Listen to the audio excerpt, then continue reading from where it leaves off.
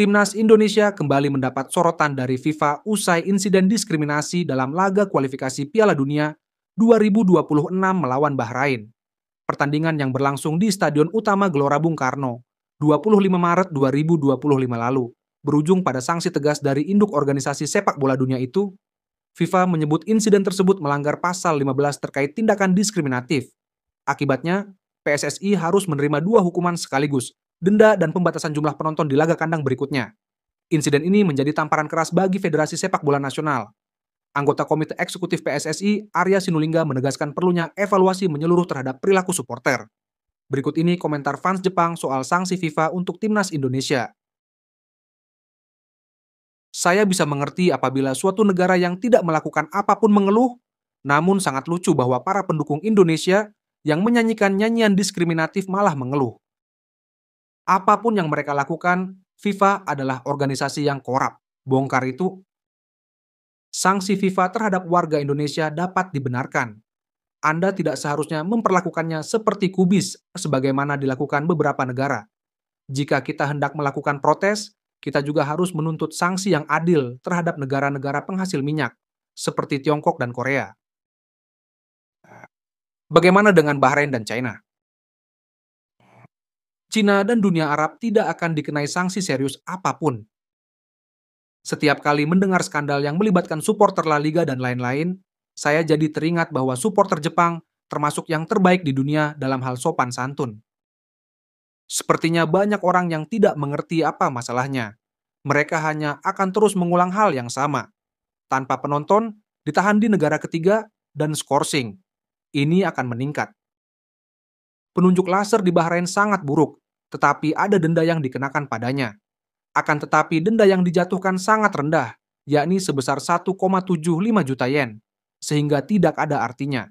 Memang benar bahwa FIFA tidak adil seperti yang dikatakan orang Indonesia.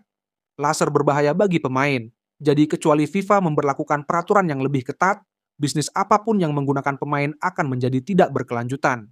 Ini jauh lebih buruk daripada ejekan karena menyebabkan kerusakan yang lebih nyata. Apa hukuman untuk Tiongkok? Ada banyak hal buruk di negara-negara Islam. Indonesia jelas bahwa para pendukung menghambat para pemain. Saya berpikir Asosiasi Sepak Bola Jepang belum melaporkan kekejaman Cina kepada FIFA. Berita melaporkan bahwa mereka telah mengajukan protes kepada FIFA tentang tindakan mereka pada pertandingan Bahrain. Tetapi saya tidak pernah melihat berita tentang mereka yang mengajukan protes tentang pertandingan Cina. Daripada mengeluh, mereka seharusnya meningkatkan keterampilan mereka hingga ke titik di mana mereka dapat mengalahkan lawan Timur Tengah dan menang dengan selisih yang besar. Namun, ada pula negara yang mencemuh negaranya, bermain secara terang-terangan dan kasar, dan bahkan mengarahkan laser ke mata para pemain. Saya mengerti perasaan orang Indonesia. Anda benar bahwa FIFA tidak setara. Indonesia perlu meningkatkan peradabannya. Tidak masuk akal jika mereka tidak mengerti bahwa insiden ini dimulai dengan tindakan mereka sendiri yang keterlaluan, dan bahwa mereka memberikan sanksi kepada asosiasi karena secara fisik tidak mungkin menghukum pendukung individu. Padahal sumber dendanya mungkin dari biaya masuk pertandingan timnas yang pada dasarnya duitnya sendiri. Jadi gila kalau ngomong bagus dan kerja bagus. Itukah intinya? Aku terlalu kasar di internet. Wajar jika menghukum dengan cara yang paling efektif. Jika Anda ingin bermain di level yang lebih tinggi, Anda harus memperbaikinya. Wajar saja jika asosiasi itu kena sanksi. Pemeriksaan dan pengawasan pendukung juga menjadi tanggung jawab asosiasi negara masing-masing. Membawa spanduk itu adalah langkah yang sangat buruk. Salah pula kalau mereka tidak langsung menyerukan penghentian dan meminta para pendukungnya untuk memperbaiki keadaan. Itu adalah negara berkembang, bukan negara yang sedang bangkit. Hanya teriakan pecundang. Sudah lama dikatakan bahwa jika Anda tidak mati, Anda tidak dapat disembuhkan, atau bahwa tidak ada cara untuk menyembuhkan Anda. Pertahankan mentalitas itu selama 1000 tahun mendatang. Raja Indo-Korea, jangan datang ke sini. Sanksinya terlalu ringan. Kita perlu cukup ketat untuk memainkan pertandingan kandang Indonesia tanpa penonton. Itu kesepakatan yang manis. Haruskah pertandingan kandang Indonesia dimainkan tanpa penonton? Atau haruskah diadakan di negara netral?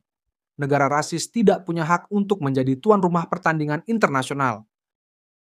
Indonesia bahkan melontarkan ancaman pembunuhan. Mungkin dia pelaku yang berpura-pura menjadi korban. Indonesia, saya paham kalian ingin ikut Piala Dunia, tapi mari kita jaga sportivitas. Bahrain melakukan sesuatu yang 1000 kali lebih buruk, jadi mengapa hanya berakhir dengan denda yang tidak seberapa? Mereka seharusnya kehilangan semua poin kemenangan mereka. Hal yang krusial adalah ancaman bahaya.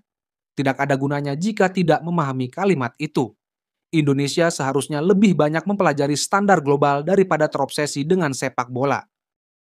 Jika sesuatu terjadi selama permainan yang tidak mereka sukai, mereka mungkin melakukan hal yang sama sebagai pembalasan atau bahkan berperilaku secara rasis, itulah sebabnya mereka dihukum. Hal ini wajar saja. Sebelum mengkhawatirkan hasil yang didapat dalam permainan, mereka harus mempertimbangkan kembali gagasan mereka tentang balasan. Dengan masyarakat dengan tingkat moralitas seperti ini, berpartisipasi dalam Piala Dunia hanyalah sebuah mimpi. Daripada membalas dengan cara yang sama hanya karena Anda kalah, raih kemenangan Anda sendiri dan diamkan mereka. Saya tidak mengerti apa yang dikatakan Indonesia. AFC itu busuk, namun tidak ada gunanya mengeluh, jadi saya harus menjadi cukup kuat untuk bangkit kembali sendiri. Seberapa keras pun AFC mencoba, mereka tidak dapat bersaing. Sebaliknya, hukuman yang dijatuhkan pada Indonesia agak ringan dan lemah. Namun, ada contoh di mana China dan Bahrain tidak dihukum. Jadi memang benar bahwa FIFA dan AFC tidak masuk akal. Namun, pendukung Indonesia memiliki banyak ide gila, mereka membuat banyak asumsi yang egois, dan mereka berbicara tentang posisi mereka sendiri, sehingga mereka tidak memperhatikan perilaku buruk mereka sendiri, dan akan terus melakukannya di masa mendatang. Memang benar pertandingan antara Bahrain dan Jepang serta pertandingan Cina melawan Jepang bermasalah. Tetapi mereka tidak membuat banyak pernyataan diskriminatif seperti Indonesia, menghina negara lain, atau membuat ancaman pembunuhan atau pernyataan mengancam lainnya. Mereka masih mengatakan bahwa tambahan waktu pada pertandingan melawan Indonesia adalah penipuan. Namun Indonesia adalah satu-satunya negara yang mengatakan demikian. Baiklah, saya tidak tahu apa itu. Tetapi saya paling sensitif terhadap representasi yang diskriminatif.